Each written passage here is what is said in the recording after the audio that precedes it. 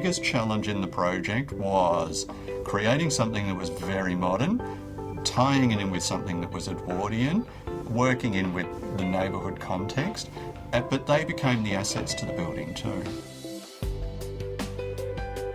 It's not a massive block of land, but they wanted to maximise every bit of it. So there was a lot of work on breaking down the outside envelope so that the fence and the boundaries become the definition of the building.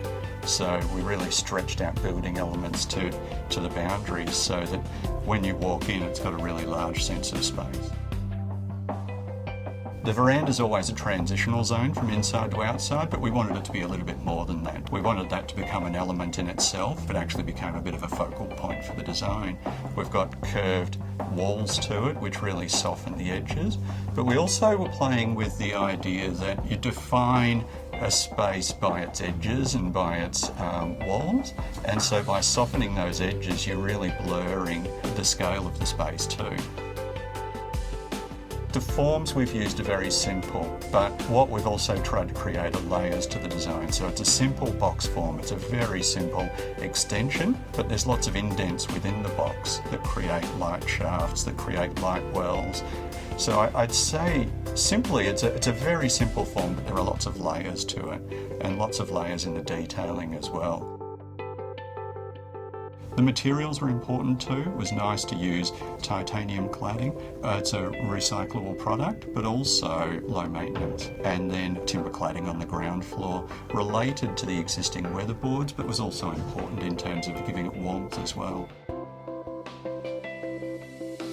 I loved the stair.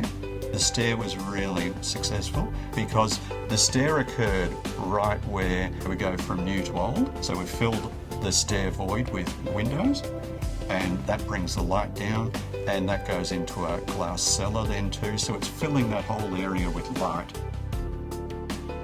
All the windows in the building are double glazed, and some of them are high performance glass as well, so that we could get the expansive glass we were looking for, so that we get that flow from inside to outside. We've also used the AWS stacking sliding doors that go into a pocket as well.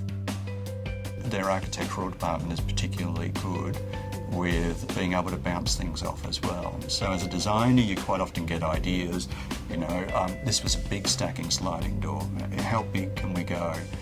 Can I get floor to ceiling? All of those sorts of things are really useful, especially when you're documenting and designing, to be able to bounce off someone, and especially the person who's going to be building it in the end, to be able to bounce it off them and get that feedback in the design is good before you go to the client and promise that you can do it, and then find it's very difficult.